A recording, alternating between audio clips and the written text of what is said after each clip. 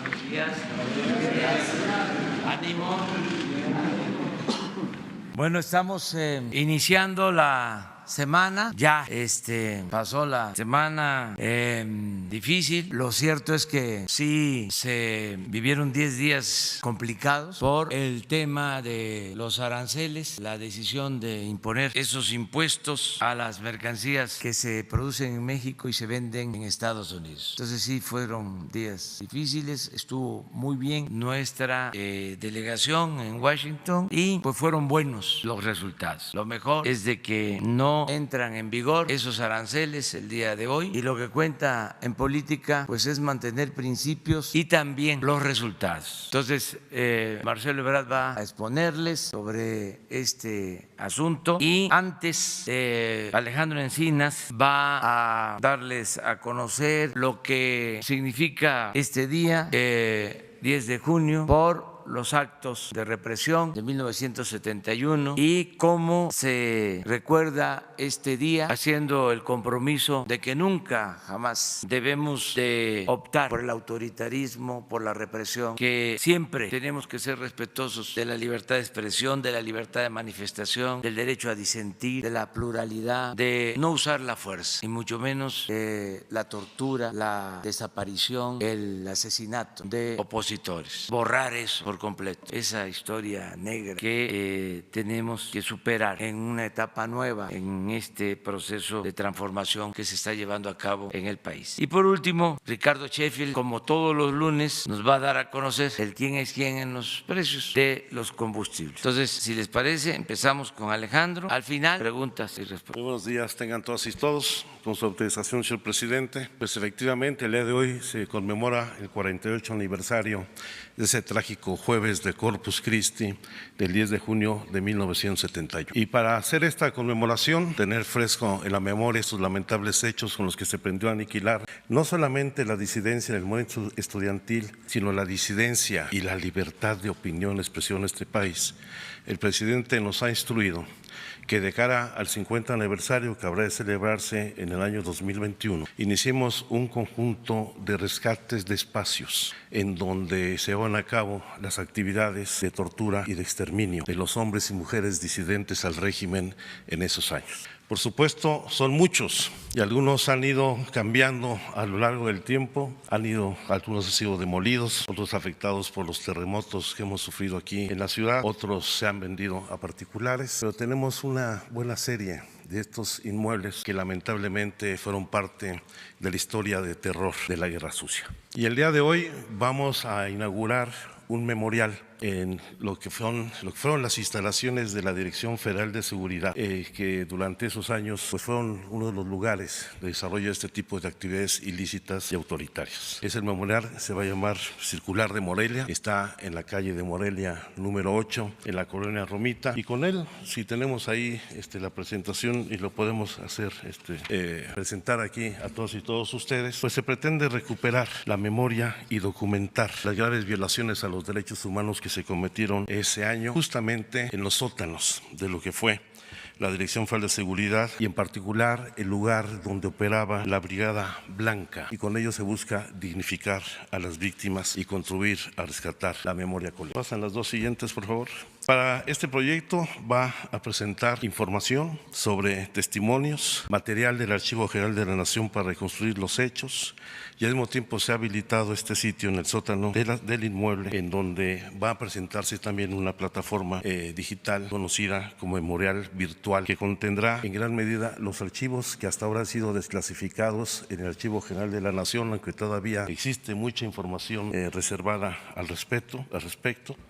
Y al mismo tiempo veremos cómo estas prácticas en este lugar donde pues estuvieron al frente Fernando Gutiérrez Barrios, Luis de la Barrera, Javier García Paniagua y Miguel Nazar Haro, entre otros protagonistas de esta parte negra de nuestra historia, pues hicieron interrogatorios, torturas, desaparición forzada en este edificio. Como lo van a ver, por favor pasamos a la siguiente, va a estar todo lo que tenemos hasta ahora disponible en una versión digital de los archivos que nos ha autorizado y nos ha entregado el Archivo General de la Nación. Yo espero que pronto tengamos el total de los archivos que se han integrado ya al respecto. Este inmueble ya lo había señalado yo, está ahí en la colonia Romita y será al mismo tiempo el depositario de una memoria virtual de todos los materiales de la Dirección Federal de Seguridad, una galería fotográfica de las obras plásticas exhibidas en el acto inaugural. Hoy lo inauguraremos a las 13 horas. Nos han donado ya más de 100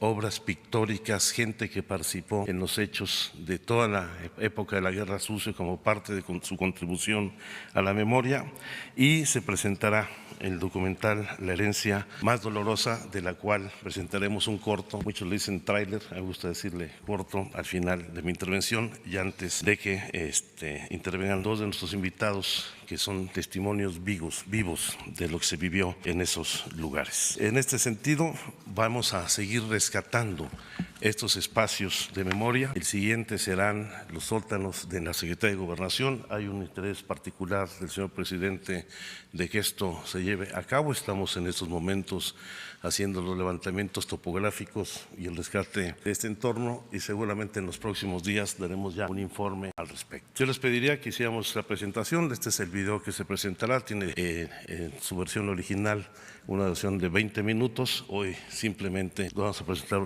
una síntesis de 1 minuto de proyección. La desaparición forzada es un fenómeno que se ha dado en muchos países latinoamericanos. Muy por encima de todos los demás está México. Se torció la ley, se torció el propósito del Estado en su obligación de garantizar la seguridad y la justicia para la población. Empujaron a muchos jóvenes, como en otros países de América Latina, a tomar las armas. Me agarran, me esbozan, me cubren la cabeza. De pie frente a una pared y amarrado de las manos. Me suben por un elevador bastante estrecho. Y hasta así permanecía todo el tiempo. La Federal de Seguridad era la impunidad plena, ¿no? Tenían permiso para todo. Para buscar a gente, para torturarla, para encarcelarla, para retenerla durante meses, para matar también.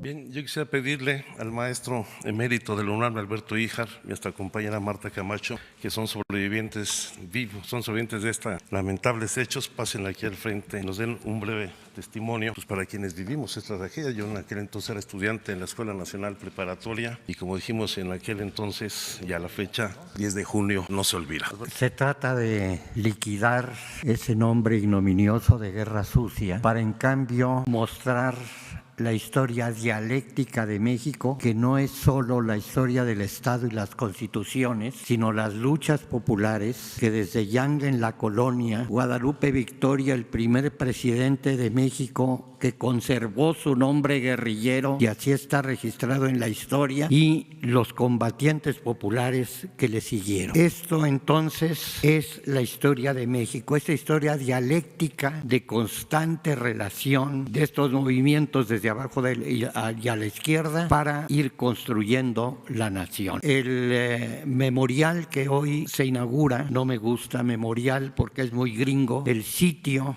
de la memoria, es entonces el primero de una serie que habrá que descubrir los espacios públicos en donde estuvimos secuestrados, torturados, inhabilitados para saber dónde estábamos, y hasta la sobrevivencia de algunos, como los que estamos presentes, y la liquidación y desaparición de centenares que ni siquiera supieron dónde estaban. Enhorabuena entonces por este principio de reconocimiento, resultado de la lucha de numerosas organizaciones de familiares, desde luego la primera Eureka y su huelga de hambre histórica de madres de familia frente a Catedral, las luchas de Josefina, la esposa del doctor Martínez Soriano, y las que han seguido con el Centro PRO, con el Centro Francisco de Vitoria y las numerosas organizaciones que nos manifestamos y que todo el tiempo trabajamos para conseguir que no haya más presos políticos, que aparezcan los que no son desaparecidos, sino tienen rostro, tiene nombre, y es necesario que sean presentados vivos. Y esto incluye el fin a la impunidad y el castigo a los culpables. Ni perdón ni olvido, la lucha sigue.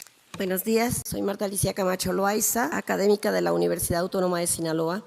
Junto con mi esposo fuimos desaparecidos el 19 de agosto de 1977, después de torturas inimaginables de todo tipo. Mi esposo fue ejecutado extrajudicialmente, obviamente no nos entregaron su cuerpo ni nada.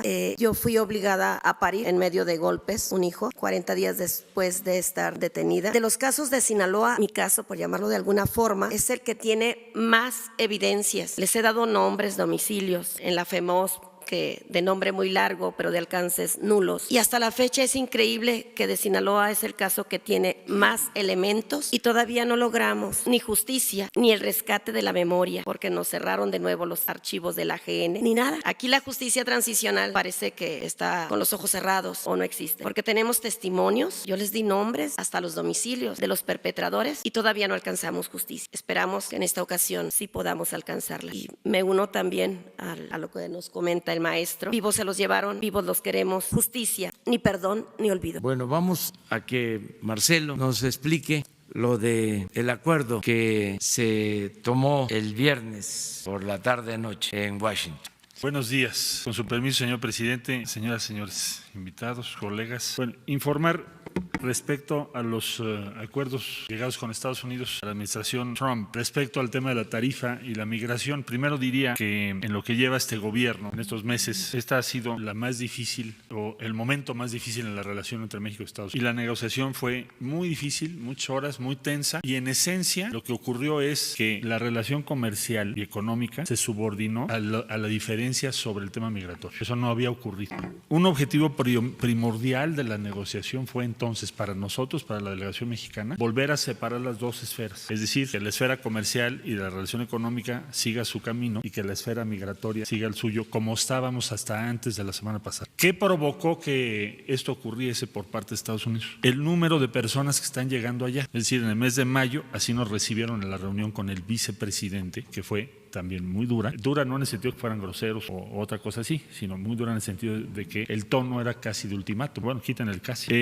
¿Por qué? Porque nos recibieron con el reporte del mes de mayo de aprehensiones hechas en la frontera de los Estados Unidos con México y dieron a conocer una cifra superior a 140,000 personas. Es decir, con esa tendencia de personas que están llegando a Estados Unidos, dicen ellos, a fines de este año estarían llegando más de 1,600,000. El tema de las tarifas, yo quisiera nada más subrayarlo porque por fortuna hoy se ha alejado ese peligro, pero el tema de las tarifas, ¿qué implica para México? ¿Por qué es tan importante tener cuidado con eso? Bueno, en primer lugar, hay que tomar en consideración que tenemos un tratado de libre comercio presentado al Senado en México y que está en el Congreso de Estados Unidos, y si se aplican tarifas unilaterales, entonces nos alejamos del modelo del Tratado de Libre Comercio. Es decir, ¿qué podría seguir en una guerra comercial? Pues que no se aprobase o no entre en vigor o deje de estar en vigor, cualquiera de las tres, un acuerdo de libre comercio con México. Y entonces todas las inversiones que tengamos previstas en México tendrían que tomar en cuenta eso. Estimamos que entrar a una guerra comercial nos va a costar a México ¿qué? ¿Cómo lo podríamos traducir para nuestra vida personal? Bueno, en primer lugar estimamos como incrementar el IVA de golpe 10% en términos de tus condiciones de vida. Implicaría probablemente la pérdida de 1,200,000 empleos. Implicaría una caída en el Producto Interno Bruto de más de 1 punto. ¿Y esto por qué razón? Bueno, porque primero vamos a tener 5%, luego nos habían marcado el 1 de julio 10%, y entonces esto se convierte en una crisis económica para nuestro país que afecta a toda la población. Entonces, ¿a qué se llegó en esta negociación? Bueno, en primer lugar, aunque ahora voy a leer en detalle los resultados. En primer lugar, se llegó a que los dos temas se separen de nuevo. Entonces, logramos que el tema migratorio esté en una mesa y el comercio y las tarifas en otra. ¿Qué se acordó y qué se logró entonces? El gobierno de los Estados Unidos llegó a la reunión donde estuvo el señor vicepresidente de los Estados Unidos diciendo que la única manera de que no hubiese tarifas hoy era que México aceptara y firmara el fin de semana un acuerdo para ser el primer país de asilo, o dicho de otro modo, ser el tercer país seguro. ¿Esto qué significa? Para no ser muy complejo, significa que las personas que quieran buscar asilo, que atraviesen por nuestro territorio, tendrán que hacerlo en México y no podrán llegar a Estados Unidos a hacerlo. Nosotros les dijimos que tenemos muchas reservas sobre eso. Yo mismo declaré llegando a Washington que a mí no me gustaría hacer ese acuerdo. Entonces, después de muy intensas negociaciones, llegamos a dos medidas una propia y otra de ellos, y se acordó un plazo para hacer las cosas y ver quién tiene razón. La medida mexicana, ¿qué fue? Informarles algo que ya ha sido informado a la opinión pública en México, que es que la Guardia Nacional Mexicana va a cubrir todo el territorio nacional y también la frontera sur. Eso no se deriva del acuerdo con Estados Unidos, eso ya estaba establecido. Lo quiero subrayar porque he visto comentarios en los medios de algunas personas que dicen que vamos a militarizar la frontera sur. Bueno, eso es inexacto. En primer lugar, porque es la Guardia Nacional, y segundo lugar, porque está incluido esa presencia en esos municipios en el plan que ya se había presentado. ¿Qué es lo que se va a hacer? Pues hacer el despliegue más rápido, eso sí, pero nada más. ¿Qué se pretende con esto en combinación con el Instituto Nacional de Migración? ¿Qué se pretende? ¿Cuál es el objetivo? También se dice se va a criminalizar a los migrantes. México nunca haría eso, y menos este gobierno. Es decir, ¿por qué alguien se quiera mover, eso no lo convierte en criminal? ¿Qué es lo que se va a hacer? Se va a hacer un proceso que ya se anunció desde que entró este gobierno, que es que las personas que cruzan nuestro país en primer lugar tienen que registrarse. A ver, yo regresé de Washington, hice fila y presenté mi pasaporte y soy el canciller de México. Y si no hubiera traído mi pasaporte, a bien habría hecho la autoridad migratoria de mi país en ponerme en una sala, aunque sea el canciller de México. Y eso es para protección de todas las personas de nuestro país. Eso no es criminalizar a nadie. No podemos tener transitando por México a 600,000 personas y no sabemos cómo se llaman. Entonces, la decisión que se está tomando es, vamos a pedirles que se registren, vamos a decirles qué opciones hay, y México no puede permitir que haya un flujo de 1,5 millones de personas sin saber cómo se llaman siquiera por su territorio. Segundo, Estados Unidos, la decisión de Estados Unidos es, miren, hoy en día estamos aplicando la 235 famosa, que también nos han criticado mucho, que por qué se está aplicando. La 235. Esa no es una decisión de México, ni es un tratado, es una resolución de Estados Unidos. Y esa ley no la hizo el gobierno del presidente Trump, la hizo un gobierno demócrata anterior. ¿Y qué dice esa ley?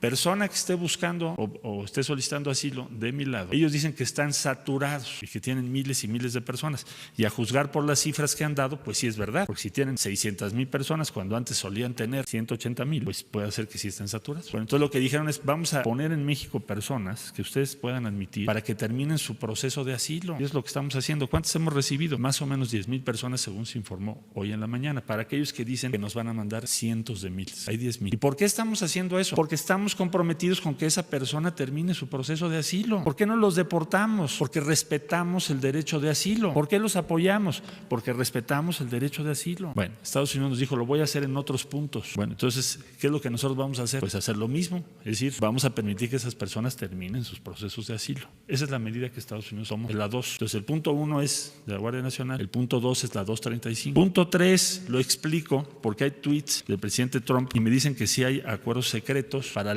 o que qué más dimos, que si los granos, en fin. Voy a explicarlo lo más preciso porque además la instrucción que tenemos es hacer una diplomacia transparente.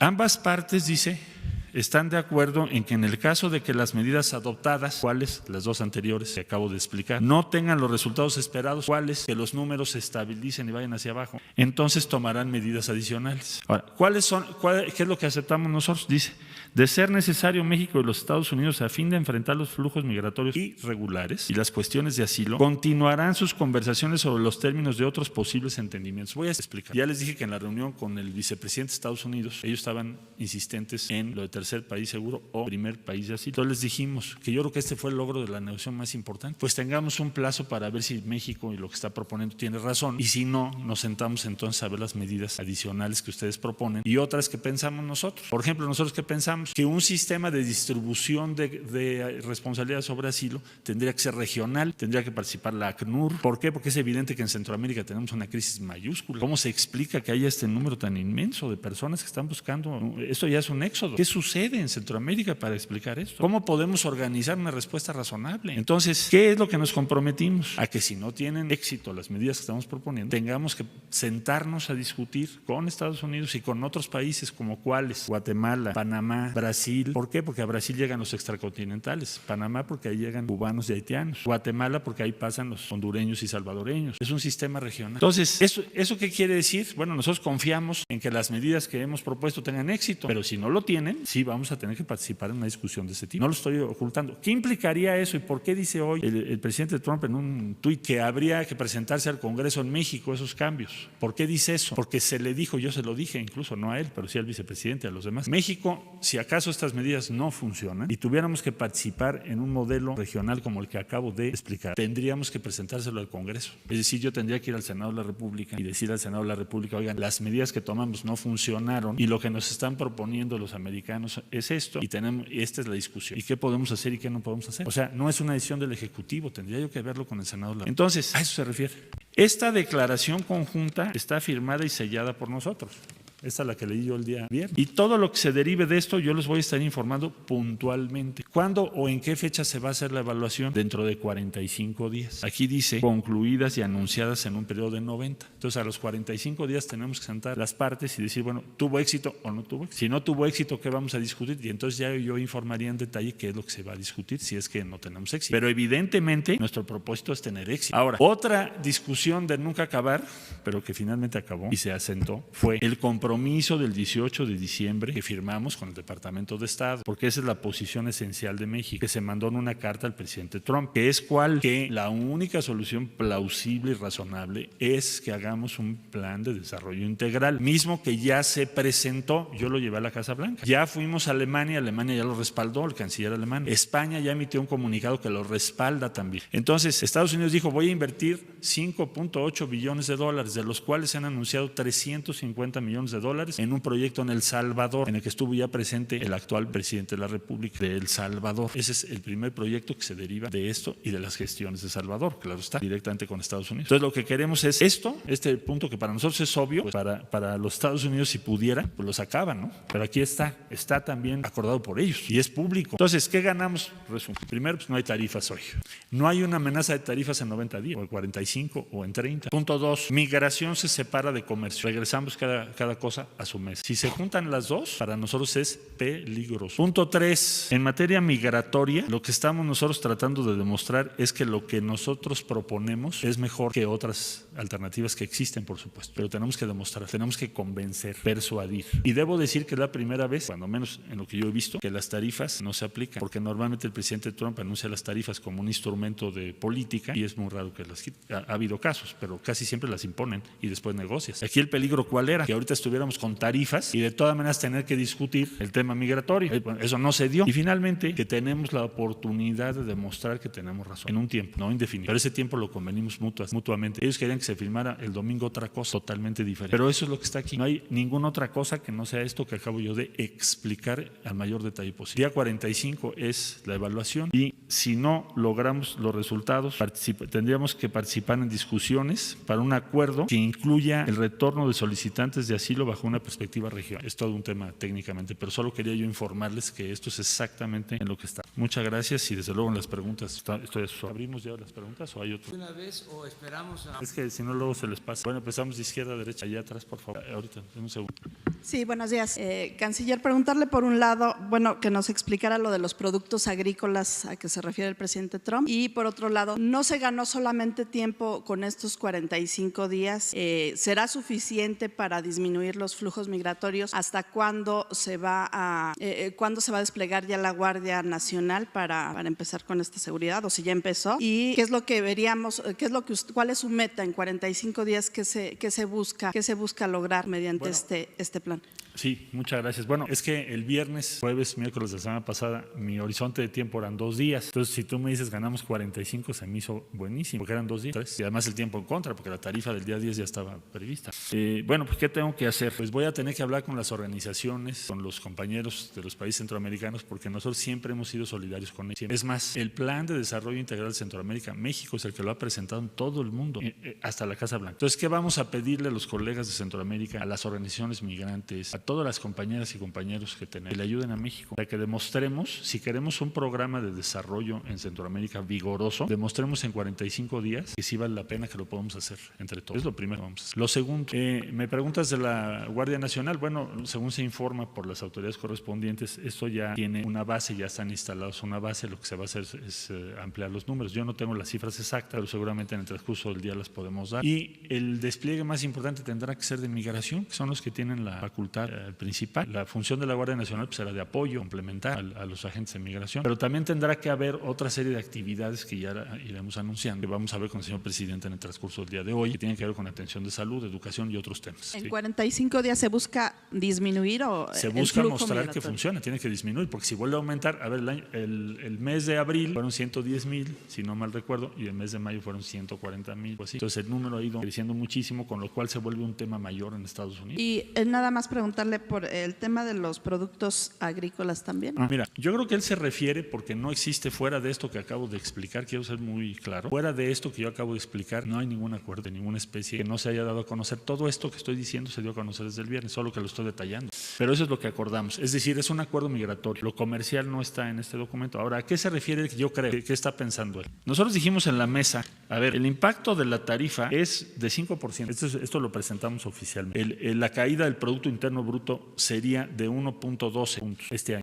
Las exportaciones caerían entre 7.7 y 22.1%, pero igualmente las importaciones. La más importante importación mexicana, o una de las más importantes, son grandes de Estados Unidos. Y en México se perderían 1.2 millones de empleos. Entonces, en el momento que no se aplican las tarifas, es al 5. Si te vas al 10, bueno, pues entonces tienes un impacto todavía mucho mayor. Pero bueno, eso es lo que presentamos. Entonces, al momento de no aplicarse las tarifas, me supongo yo que él está calculando que entonces va a ser un impulso un poco mayor al crecimiento económico y que eso también va a aumentar nuestras importaciones, entre otras de granos. Eso es lo que yo pienso que está él diciendo. Pero no tenemos un acuerdo específico sobre productos de esa naturaleza. ¿Tú, por favor? Secretario, buenos días. Buenos días. Roberto Cruz, de Impacto, Revista, Diario y TV. Acaba de mencionar usted que se separaron los temas de migración y de comercio. Me supongo que entonces también se separó el de seguridad y me supongo que entonces el presidente de Estados Unidos, Donald Trump, tampoco ya no tiene nada más que decir o guardarse por ahí en la bolsa sobre seguridad.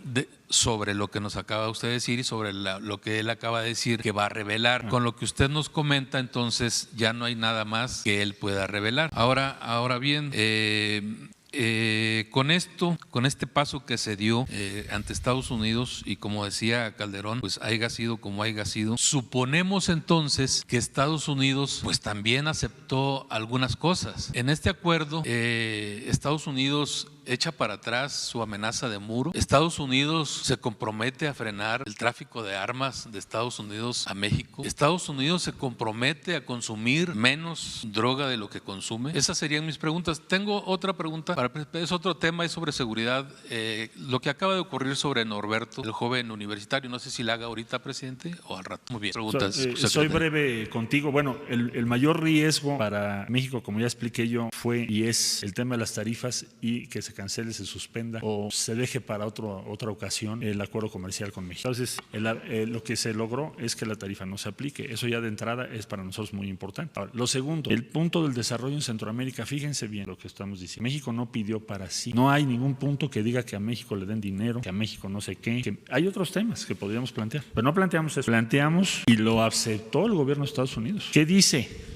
Lo siguiente: Estados Unidos reitera su beneplácito al Plan de Desarrollo Integral lanzado por el Gobierno de México en conjunto con los gobiernos de El Salvador, Guatemala y Honduras para promover los objetivos del desarrollo. México y los Estados Unidos liderarán el trabajo con socios nacionales e internacionales para construir una Centroamérica próspera y segura y así abordar las causas subyacentes de la migración con el objetivo de que los ciudadanos puedan construir mejores vidas para ellos y sus familias en casa. Esto para nosotros fue lo más importante en este acuerdo después de las tarifas. Pero es hablar por Centroamérica, no por México. ¿Por qué no hablamos por México? Porque habrá otros foros, otras ocasiones y porque nos preocupan los migrantes centroamericanos. Si no nos preocuparan, pues entonces ¿para qué metemos ese artículo? Mejor hubiera yo puesto, oigan, arreglen esto, den a México dinero, hagan lo otro. No. Nosotros somos leales con la gente de Centroamérica y aquí está escrito. Ahora, no es cualquier cosa, es el único compromiso que ha firmado la administración Trump de desarrollo con una región del mundo, ya no digo de América Latina. Y esto nos costó muchísimo. Al de La Voz, a la embajadora Marta Bárcena, que tuvo una participación muy destacada, a Víctor Villalobos y a Graciela Márquez y a todos los que participaron. Entonces, ¿qué ganó México? Pues aquí está. Su visión sobre la solución del problema está admitida, respaldada y reiterada por Estados Unidos, pero no solo eso. Asumen aquí que van a liderar y junto con nosotros que esto se lleve a cabo. Entonces, nos parece un avance significativo. Eso es lo que se logró. Además de que no se nos apliquen una tarifa. Voy allá, por favor. ¿Van a ser de 5 a 8 preguntas o una? Si me permite, canciller. Preguntarle, entonces no se tiene, usted dice que las negociaciones iniciaron muy duras. ¿No llegó Estados Unidos con una cifra de disminución del paso de migrantes, una cifra o un porcentaje de cuántos migrantes buscan que ya no crucen su frontera? Sí. Bueno, ellos dicen que cero.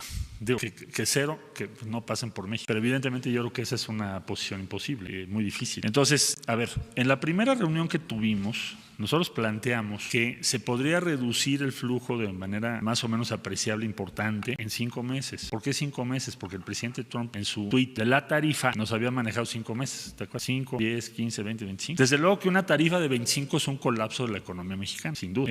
Pero el plazo, digamos, así lo entendimos, de 5 meses estaba ahí establecido. Entonces, primero fue desechada la postura o la posición mexicana o no se tomó como suficiente en esa reunión. Por eso tuvimos una reunión el día siguiente. Ellos estaban insistentes en que México ya firmara un acuerdo de tercer país seguro. ¿Esto qué significa? Que las personas que van hacia Estados Unidos se queden en México y hagan su trámite de asilo en México, no en Estados Unidos. Nosotros les dijimos que no nos parecía aceptable ese tema. Ahí empezó la discusión. Eso fue el día que tuvimos la reunión, que fue el miércoles. Todo el jueves fueron los razonamientos de nosotros sobre estos 4 temas, los 4 que les llamó felizmente nuestra embajadora, los 4 pilares de esta posible negociación.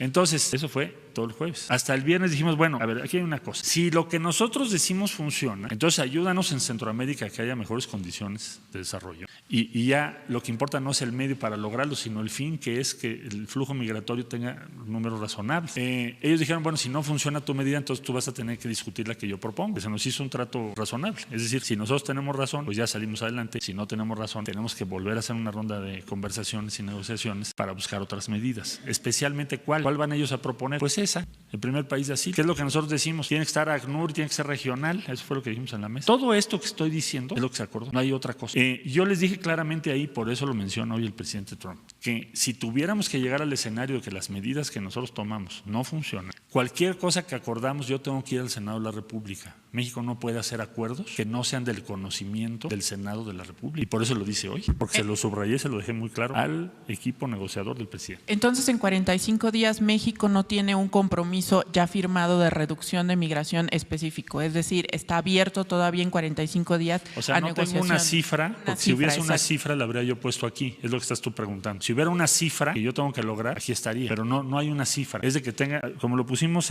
no tengan los resultados esperados. Pero no se dificulta cuando se inicia en una negociación donde usted dice ya, ellos querían 0 migración. En 45 días se puede esperar que también sea una meta así de ambiciosa. Te entiendo. Yo diría que si sigue subiendo el número y el flujo de personas que no sabemos cómo se llaman por México, nuestro argumento no va a tener. ¿Qué significaría? Que no tuvimos éxito. Si hay una reducción en esa condición, pues entonces habremos tenido éxito. Y eso nos da un enorme elemento de negociación frente a Estados Unidos. Perdóneme una cosa más, nada más. Decía que Estados Unidos no quería incluir… Réplica. Pero era réplica. ¿Para hechos o para...? Solo esta es la segunda, digamos. Que Estados Unidos no quería incluir el acuerdo y que… ¿No quería cuál? Incluir el acuerdo de desarrollo, el Plan Centroamericano de Desarrollo, pues que al principio no querían. ¿Cuáles eran las razones que le dieron para no incluir? Porque para ellos no querer creen incluir? en eso. Ellos creen… A ver, vamos a entender algo que yo me tardé un poco en comprender adecuadamente. Es decir, el gobierno de Estados Unidos hoy piensa que no debe haber ningún migrante. Esa es su tesis política y es su posición. Desde luego que nosotros tenemos una idea muy diferente, pero ese es el gobierno de ellos, es el que está en el poder. Nosotros que nos firmen, suscriban, respalden que hay que hacer una inversión en Centroamérica para darles opciones a las personas que están migrando por pobreza, pues es una cosa totalmente distante a la forma en que ellos piensan. Por eso lo considero un avance importante en la negociación, y no porque simplemente yo haya estado ahí, sino porque a mí me dijo el presidente, si tú haces un acuerdo donde esto no esté, yo no lo acepto. Y tampoco acepto que el sábado o el domingo se firme nada del tercer país seguro. Y si tú llegas a un acuerdo de plazo, es tu responsabilidad y la asumo. Ahora, lo que hay que hacer es tener resultados y persuadir. Ahora, yo sé que es bien difícil, pero por lo pronto lo logramos. El viernes, a estas horas diríamos, híjole, nos van a aplicar las tarifas el lunes, pero finalmente lo logramos. Esos 45 días son oro molido para México. Si les parece, 2 más, porque si no ya no me va a invitar el presidente. Acá, porque ¿y luego tú? Sí. Buenos días, señor canciller. Carlos Montesinos de la Hoguera. En concreto, ¿qué le va a pedir a sus colegas de Centroamérica, ya que entendemos que pues todavía no están dando el plan de desarrollo? ¿Qué va a plantear usted para que se solidaricen con México? ¿Mayor control migratorio, fortalecimiento de las fronteras, recepción de sus deportados? ¿Qué les va a plantear? Dos cosas, 2 compromisos nada más. Uno, que entre todos logremos hablar con las diferentes organizaciones, hacer un compromiso común para que no siga creciendo el número, porque sigue creciendo el número al que le van a aplicar tarifas en algún momento dado en el futuro. Si es que esto no lo logramos corregir, pues va a ser a México. Entonces necesitamos su solidaridad. Claro que con cada país tendremos que comentar las cosas. Yo no estoy pidiendo medidas coercitivas, no estaría yo pensando en eso. La segunda cuestión, que aceleremos el paso para echar a andar nuestro programa. O sea, el plan que acabo de decir depende de una serie de proyectos, y en fin, que no es el motivo de esta conferencia, pero la instrucción que me ha dado el presidente es que tendría que empezar antes de los 90 días el plan, porque así como ellos tienen prisa, nosotros también. Me refiero a Estados Unidos, no a los países centroamericanos. Y si me permite, ahorita tengo una pregunta para el subsecretario Encinas, señor presidente. Con esto cerramos el capítulo. Señor presidente, buenos días. Señor canciller, señor subsecretario, tenemos una reunión pendiente encomendada por el presidente desde hace 2 semanas. Ha sido un mes muy intenso para México. Desde luego que hubo críticas por su llegada anticipada a Estados Unidos. Seguramente aprovechó todo ese tiempo. Obviamente la incertidumbre rodeaba el escenario nacional. Y bueno, naturalmente se generó aquí una convocatoria para una concentración masiva en Tijuana, promovida en este espacio. Y bueno, en el caso de una negociación fallida, el acto programado en Tijuana hubiese sido, si lo tratamos de contextualizar, en la primera derrota cívica cultural en la precandidatura de Donald Trump. Esto debido a que México pudo haber buscado una reorientación hacia el mundo hexapolar y al mismo tiempo de que 25.4 millones de votos dentro de Estados Unidos estarían en riesgo para el republicano. La pregunta es, ¿qué tan significativa fue la advertencia del consenso popular en las negociaciones que sostuvo con el equipo norteamericano? El himno nacional lo dice, ¿no? Y retiemble en sus centros la tierra. Esperaríamos también réplicas al interior de Estados Unidos. ¿Y qué tanto lo hizo valer? Yo diría que lo más importante que hubo en todas esas largas horas que tuvimos de negociaciones fue el respaldo de la gente en México. Y por eso pues llegamos hasta las últimas horas de esa posible negociación, planteando estos elementos que están aquí. Los hicimos valer en cuanto a que los resultados nos parecen son favorables. Yo no diría, si tú pones una comparación, quién ganó qué. Lo más importante es que no nos aplicaron tarifa, no tenemos una contracción económica, no vamos a pagar un IVA de 25% o 26% de un día para el otro. Y en todo esto que se combinó, México tiene o preservó la posibilidad de demostrar que lo que está diciendo tiene validez. Ahora, si fallamos y si no tenemos resultados, pues entonces sí ya no vamos a tener argumentos sólidos para plantear una ruta diferente. Entonces tenemos que tener éxito, estamos obligados a ello. Pero ese derecho lo hicimos valer. Muchas gracias. Pues es que ya… Sabemos, pero hay 2 preguntas que quisiera hacerle, que creo que cierran esta situación. Primero, las repercusiones, presidente y canciller, las repercusiones que va a tener el regreso de los migrantes a México en tanto dura el proceso de asilo. ¿Cuáles van a ser las repercusiones y qué se va a hacer en ese sentido? Y la segunda, de una vez se la hago para que no se pierda más tiempo, se logró lo de los aranceles, pero ¿qué hay de los tomateros? Se tocó el tema porque están en una situación muy difícil, ¿y qué hay de ellos? ¿Se logró o algo o no? Todo el ambiente de la relación, la esfera de la relación con Estados Unidos, porque es una prioridad de su presidente y ahora ya van a empezar su campaña. El día 18 de junio empieza la campaña ya, algo así. Porque el tema prioritario, el top, es migración. Todo el ambiente de la relación con México depende de eso. Los tomates también, en fin, todo lo que se quiera. Entonces, nos estamos rifando mucho en estos próximos días para demostrar que efectivamente puede haber soluciones efectivas, razonables. Y si logramos eso, pues muy probablemente, muy seguramente vamos a poder navegar otros problemas. El que tú me preguntas, el tomate es uno de ellos. No obedece necesariamente a la migración, pero nos ayuda en el ambiente general. ¿Cuáles van a ser las repercusiones? Bueno, si tenemos éxito, pues el número de personas que estén esperando su asilo en México va a decrecer. O sea, si tienes éxito en cuanto al flujo se reduzca, que podamos hacer programas para que las personas o se queden en el sur de México o se queden en sus países, pues entonces vas a recibir cada vez menos de estos 10,000 que ahora están en México. Entonces vamos a prepararnos para poderles ofrecer pues, trabajo y condiciones favorables para ese tiempo, esa estadía que puede ser larga, pero si tenemos éxito no tiene por qué crecer ese número. Este es un acuerdo que empieza a correr a partir de hoy, no se refiere a los que ya llegaron. Entonces si tenemos éxito en lo que vamos a hacer, pues el número tiene que ir a la baja, tiene que ser un número razonable, que no nos genere un problema mayor en el norte del país. Muchas gracias. ¿Qué dinero se va a destinar? ¿Cuánto dinero se va a destinar para atender a los migrantes aquí en México, en la frontera, mientras esperan el asilo de Estados Unidos? Y también, ¿en qué ciudades fronterizas se van a concentrar los migrantes? Mejor. Mira, vamos a tener reunión con el día de hoy, intercambio de información y demás, con las autoridades norteamericanas para que no te dé una respuesta a la ligera. Si me permiten, en cuanto tengamos la respuesta de las autoridades norteamericanas de en qué puertos de entrada van a hacer esto y cuándo y en qué cantidad, se las compartimos inmediatamente para no hacer una cosa especulativa ahorita. Bueno, pues vamos con Ricardo. Y al final, si hace falta, yo contesto algunas preguntas. Ya ahora muy pocas porque está todo Buenos días, señor presidente. Buenos días a todas y a todos. Como se puede constatar el día de hoy, la administración que encabeza el presidente Andrés Manuel López Obrador pone atención a que no se olvide el pasado, que haya perspectiva de futuro, pero también que se cuiden los detalles del hoy, como este programa de quienes quieren las gasolinas, en donde el precio más alto en gasolina regular lo encontramos en Veracruz, el más bajo. Lo encontramos el más alto en Bahía de Banderas, Nayarit, a 21.15, el precio al público por litro, 3.17 de margen, y el más bajo, Veracruz, con 17.57 centavos el litro, con 49 centavos de margen. En la gasolina premium, el precio más alto en el país, 23.13 el litro de premium, con un margen de 3.10 por litro, y el más económico lo tenemos en Veracruz, también la misma gasolinera, a 18.57 litro, con 18 centavos de margen. En el precio del diésel, 21.85, el más alto en Aguascalientes, con un margen de 3 pesos 70 centavos, y el más económico con un precio al público de 19 pesos con 30 centavos el litro de diésel, un margen de 54 centavos. Si lo vemos acumulado por marcas, los tres tipos de combustibles, tenemos los precios más altos que se mantuvieron igual que la semana pasada, por cierto, que es Chevron, Arco y Shell, y los tres más económicos, Lagas, Lodemo y Orsam.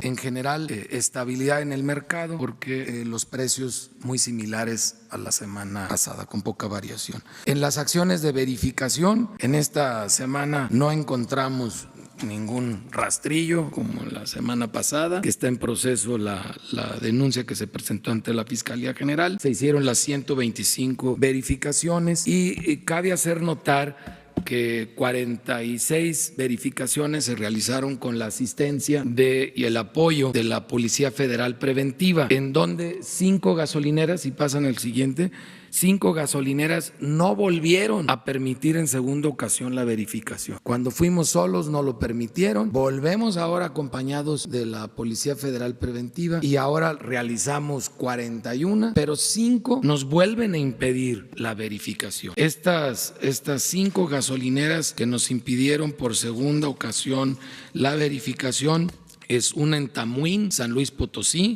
2 en Hermosillo, Sonora, y 2 en Guaymas, Sonora. Estas 5, el viernes pasado, ya presentamos escrito a Pemex para que, conforme al contrato con Pemex, les deje de vender combustible. Presentamos el escrito a la CRE para que pierdan la concesión, porque también se incumple con las disposiciones de la concesión, y además presentamos la denuncia en la Fiscalía General de la República para cualquier delito que hubiera que perseguir en este caso, y esperamos en esta semana se cumplimenten estas peticiones a la CRE, a Pemex y a la Fiscalía General de la República. En el tema de gas LP, el precio más alto por litro, que son los tanques estacionarios, lo tenemos en 11 pesos 42 centavos, con un margen de 6 pesos 9 centavos por litro, y el precio más económico lo encontramos en Santiago, Mihuatlán, Puebla, con un precio al público de 7 pesos 73 centavos, un margen de 2 pesos 29 centavos por litro para tanques estacionarios.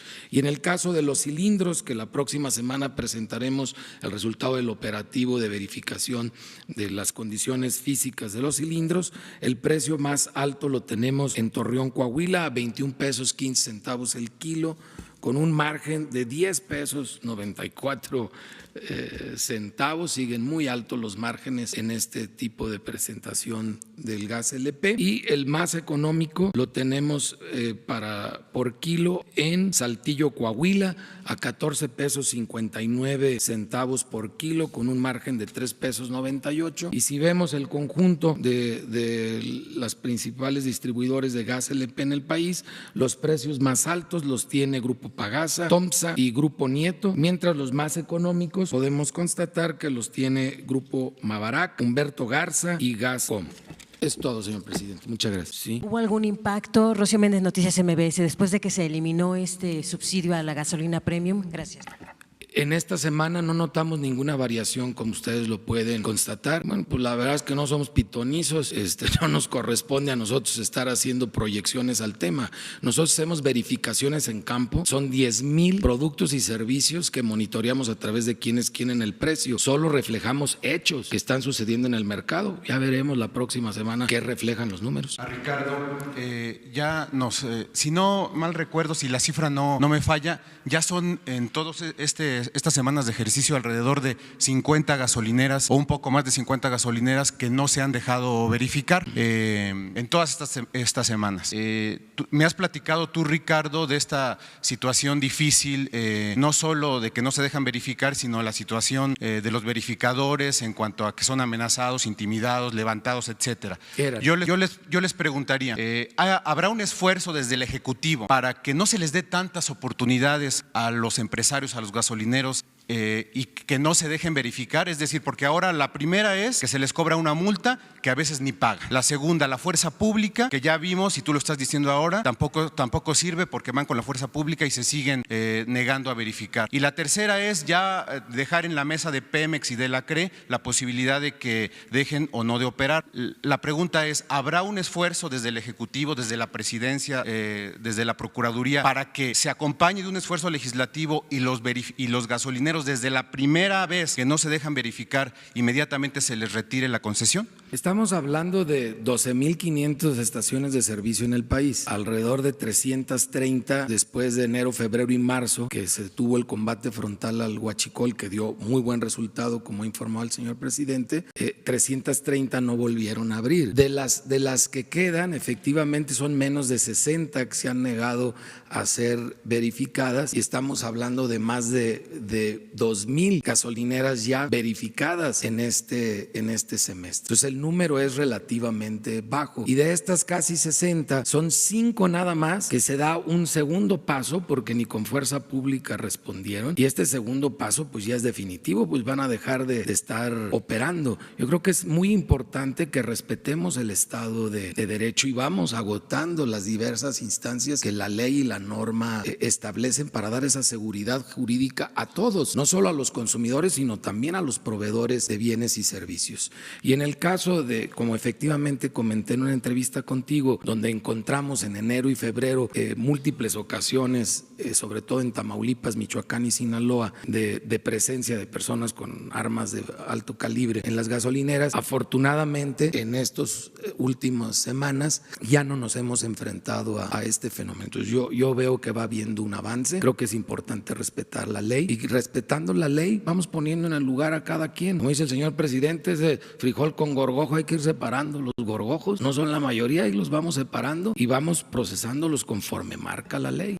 Digamos, cambiar las leyes o empujar este cambio de las leyes para que sea desde la primera vez cuando se les retire la concesión y sea, digamos, se les castigue, porque parece ser que a veces tienen mucha manga ancha y pueden hacer con la autoridad lo que quieran. Más que la ley, lo que hay que hacer es valer los contratos de las concesiones, porque ahí está ya escrito. Hay que hacer respetar lo que ya está escrito. No es realmente la necesidad de una reforma de fondo, sino de la aplicación de la ley que ya existe. Bueno, miren, para redondear, primero a la pregunta sobre las gasolinas, reitero el compromiso de no aumentar en términos reales los precios de las gasolinas, del gas, del diésel, de la luz. Así de claro, no van a aumentar en términos reales, porque ahora que Hacienda aplica una disminución en el subsidio a una de las gasolinas, de inmediato salen nuestros adversarios a pronosticar que ahí viene un gasolinazo. No van a haber gasolinazos. Se va a cumplir el compromiso de que no haya aumentos en términos reales en los combustibles. Una de las cosas más importantes de esta conferencia es el que nos permite aclarar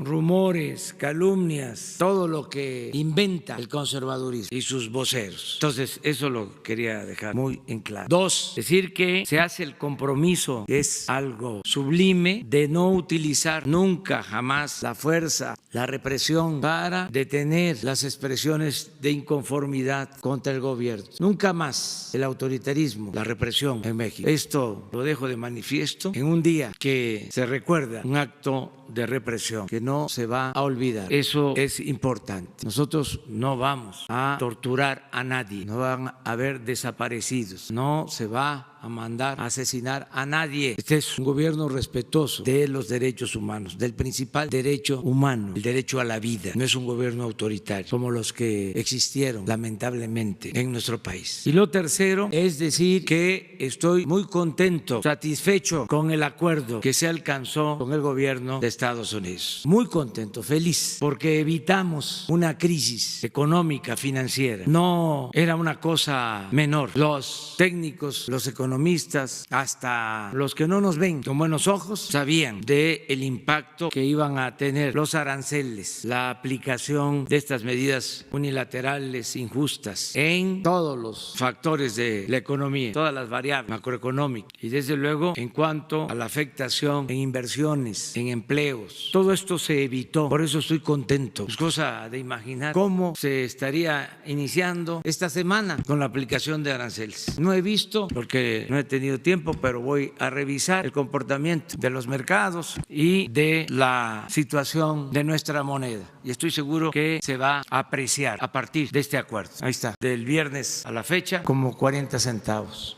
ganó nuestro peso. La política son principios, pero también eficacia, resultados. Y quiero agradecerle a todos los mexicanos por su apoyo, de todas las corrientes de pensamiento, de todos los partidos, legisladores y sobre todo al pueblo de México, que nos ayudaron a cerrar filas, porque así nos presentamos con fuerza para enfrentar esta amenaza. Agradecerle mucho también a los ciudadanos estadounidenses que actuaron de manera comprensiva con México. Agradecerle a los que nos representaron en las negociaciones. Tenía yo comunicación con ellos, no era constante, pero estaban entregados, sometidos a fuertes presiones y siempre actuaron con respeto y diplomacia, evitando la confrontación. Los que participaron, el secretario de Agricultura, la secretaria de Economía, desde luego la embajadora de México en Estados Unidos, el asesor de la presidencia, Lázaro Cárdenas, y el secretario de Relaciones Exteriores, Marcelo Ebrard, que coordinó a todo el equipo y lo hizo muy bien. Agradecer también a los que participaron en la negociación por parte del gobierno estadounidense, porque escucharon, no se cerraron, hubo encuentros, según me informa Marcelo, en ocasiones respetuosos, con actitudes respetuosas pero ríspidas, y a pesar de eso, nunca dijeron ya no queremos hablar con ustedes, que es muy importante el diálogo, siempre hablar ante cualquier situación. Yo tuve que, confieso, rehacer mi discurso el viernes. El discurso que iba yo a pronunciar el sábado era distinto al que terminé dando el sábado, porque así como el gobierno de Estados Unidos, en ejercicio de su soberanía, había tomado una decisión y tenían ellos ya, tengo información, borradores para la aplicación de tarifas, de aranceles, nosotros estábamos preparados. Y lo quiero resumir en un fragmento que le pedí ahora a Jesús que sacara de mi discurso de Tijuana, el que terminé dando a conocer, y a ver si lo ponemos. Celebramos el importante acuerdo de ayer, es decir, del viernes, porque se nos estaba colocando en una situación muy difícil, muy incómoda, agregaría indeseable, la de tener que aplicar a ciertas mercancías de Estados Unidos las mismas medidas, restricciones comerciales similares a las que se iban a imponer a las exportaciones mexicanas. Sí está claro, ¿verdad? Confieso que a título personal, como persona, como ciudadano, rechazo los actos de represalia y la ley del talión. Soy un pacifista convencido, inspirado en los ejemplos de Gandhi, de Martin Luther King, de Nelson Mandela. Sin embargo, como jefe y representante del Estado mexicano, no puedo permitir a nadie que se atente contra la economía de nuestro país, y menos que se establezca una asimetría injusta, indigna para nuestro gobierno y humillante para nuestro pueblo. Afortunadamente ayer se impuso la política sobre la confrontación, el viernes por la tarde-noche, y debo reconocer que hubo voluntad para buscar una salida negociada al conflicto de parte del presidente Donald Trump y de sus principales colaboradores. Al presidente Donald Trump,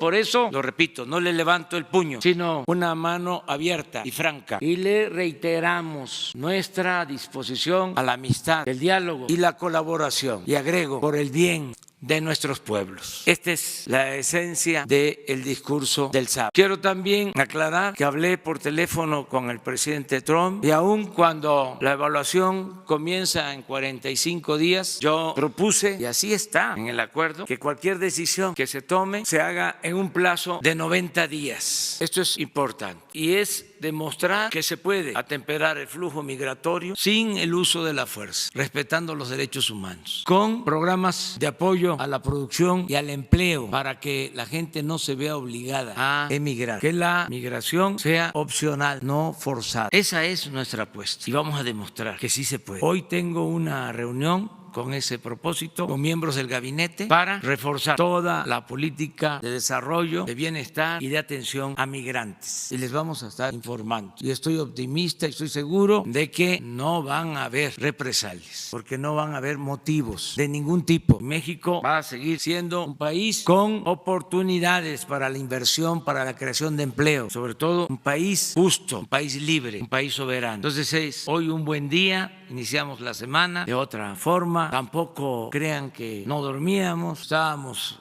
relajados. Sí, es preciso, pero la verdad estoy muy bien representado por Marcelo Ebrard en todo lo que es política exterior. Pues que había optado por el acuerdo, nosotros celebramos esa postura y hablamos de los 90 días y quedamos en comunicarnos en 90 días para esperar resultados. Y yo estoy seguro de que vamos a salir bien.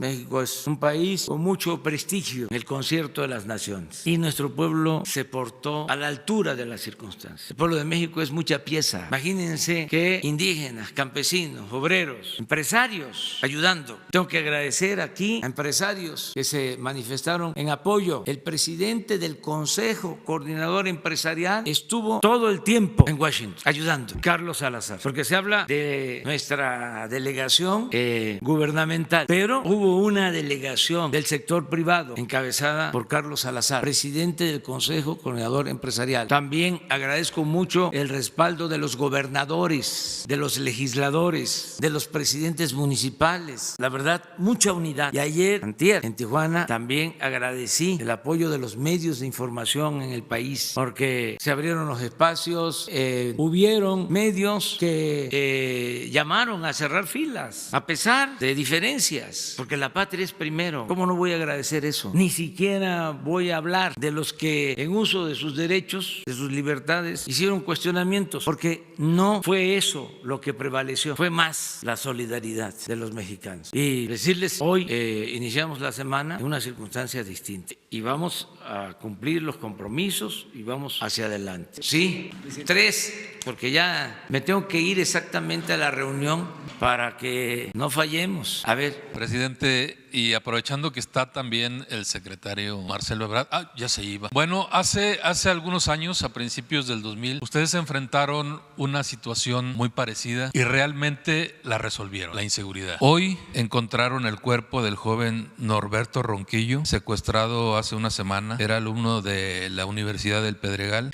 Es un hecho que vuelve otra vez a lastimar a la Ciudad de México. Y la pregunta es, presidente, si no es momento ya de recomendar para la Ciudad de México, para la capital mexicana, otra vez una mano dura como aquella que implementaron ustedes, digamos tipo Rudolph Giuliani, una especie de cero tolerancia contra la inseguridad en la Ciudad de México, con delitos que han ido al alza, delitos que ha mencionado usted al margen del crimen organizado. No es necesario ya una intervención del gobierno federal. Tipo recomendación, recordemos esos años cuando realmente en la Ciudad de México bajó el crimen organizado en cuestión de delitos de fuero común. Sí, estamos trabajando. Esa es una asignatura pendiente, el garantizar la paz y la tranquilidad en el país y en la Ciudad de México. Y estamos ocupados y preocupados. Lamentamos mucho estos casos, nos duelen, lo digo de manera sincera. Y estamos trabajando para que haya paz, para que haya tranquilidad. Y vamos a tener resultados cada vez mejores, porque se está actuando. Y en efecto,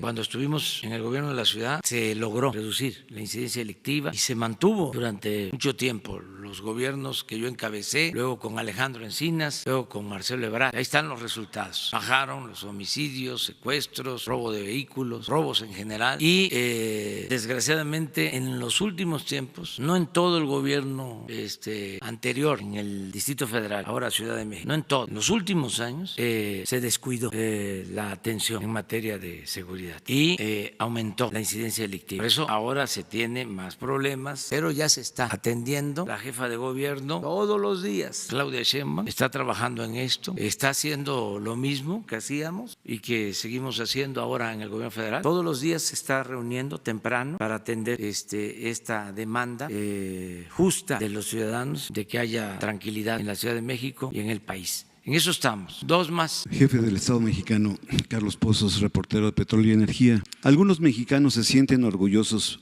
por la manera que se llevaron a cabo estas negociaciones con Estados Unidos. Algunos otros más quieren saber qué otras estrategias, acciones de las que se han hablado aquí para evitar que se repita este tipo de incertidumbres con Estados Unidos u otros países. Y saber, presidente, hoy por hoy, en una escala del 1 al 100, ¿qué condiciones hay para la firma del TECMEC? Bueno, hoy les decía, tengo una reunión terminando con el gabinete casi por completo, por entero, para la implementación del plan que nos permita cumplir los compromisos y evitar en el futuro cualquier amenaza de imposición de aranceles. Y estoy seguro de que vamos a tener buenos resultados. Y también puedo decir, respetando la autonomía del Senado, porque el Poder Legislativo es independiente, pero hay un ambiente político muy favorable, yo diría inmejorable, para que se ratifique en el Senado el Tratado de Libre Comercio entre México, Estados Unidos y Canadá.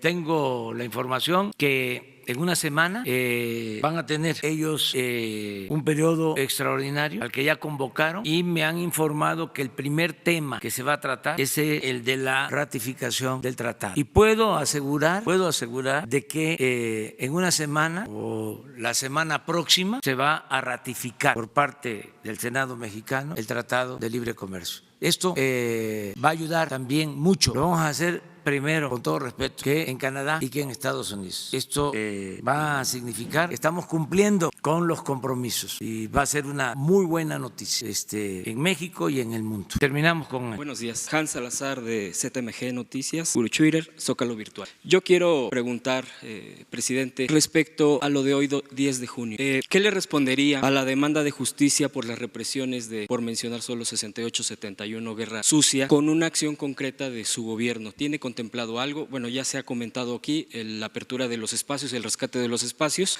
pero respecto a la justicia concretamente que se está planteando. En sexenios pasados, y se ha manoseado mucho el tema de las comisiones de la verdad y todo este tipo de cosas. ¿Hay algún tipo de cambio al respecto para poder responder a esta demanda que se ha vuelto eterna de justicia para los desaparecidos, para los asesinados, etcétera? Y por último, en el rescate de los espacios que se ha comentado por parte del subsecretario Encinas, ¿está contemplado el campo militar número 1? Gracias. Mire, va a haber justicia, primero porque estamos aceptando los agravios, las violaciones que se cometieron.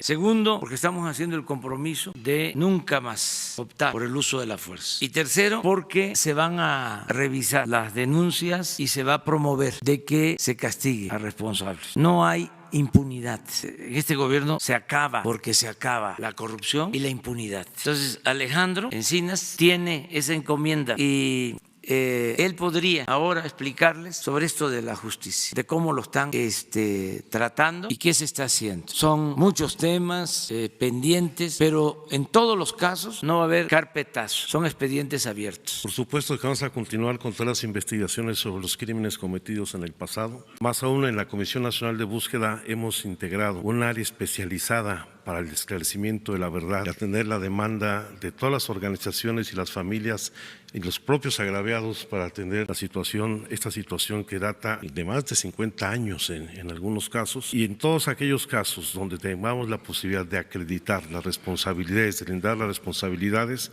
vamos a proceder. De acuerdo a la última reforma, el reglamento de Estado de Gobernación, vamos a instalar ya una unidad para el fortalecimiento de todo el sistema judicial.